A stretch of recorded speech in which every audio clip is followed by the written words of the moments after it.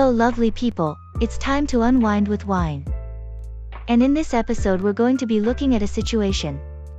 A housewife and stay-at-home mom feels she doesn't have a voice, as she's dependent on her husband's income.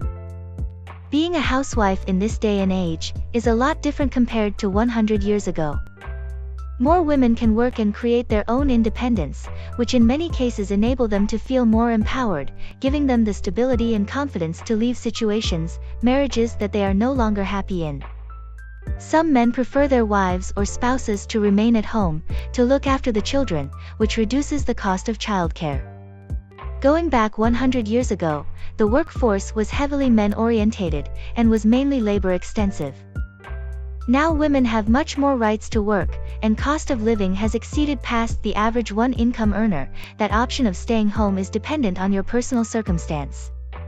If you are part of the top 5% earners, making on average 6 figures plus in the UK, the stats would vary dependent on the country or continent. Your options could vary. Income and careers are now key players when it comes to decision-making, whether staying at home is an option versus a requirement. The cost of childcare might surpass the earnings, in which case staying home ends up being the defaulted position. Or, the career may not grant the flexibility to manage raising children and home duties. If in your marriage you feel you don't have a voice, is it because he doesn't give you one, or you feel you don't because of the dependency?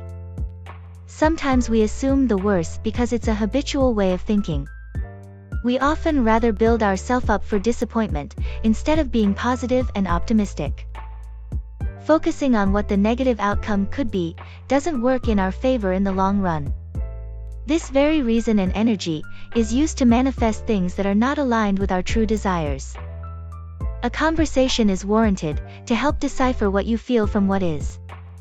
This will allow you to see whether another approach is to be taken, in order to be heard.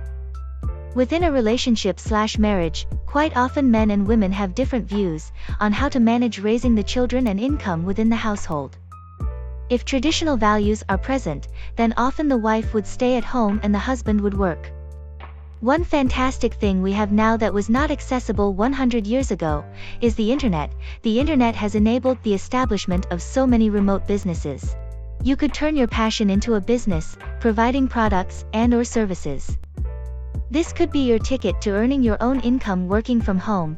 There are many options from affiliate marketing, blogging, retail, e-commerce and so on, with access to a global customer base.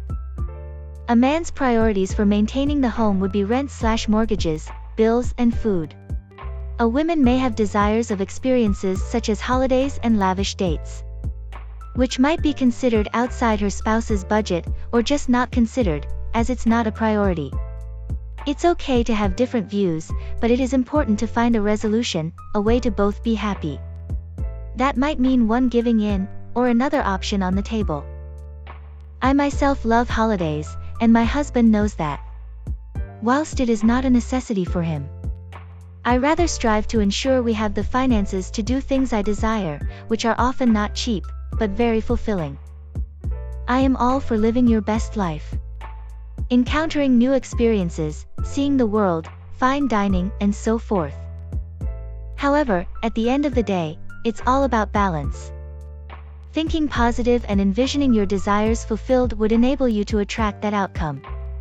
Only time will tell what route is taken in order to get you there, but when you release from feeling stressed, frustrated, and anxious, the journey is easy and effortless. It might require no work on your end at all. In fact, the issues could potentially dissipate without any physical effort. There isn't a rule book to this, or a one-size-fits-all. Life is about the journey rather than the outcome. Which is why we have to go with the flow at times, and gauge how we feel using the intuitive nudges as a clear indicator of what feels right versus not. That's it for this episode. If you have any topics to talk through, please send them over. Contact email is down below in the description. In the meantime, keep thinking with the glass half full and living your best life all day and every day.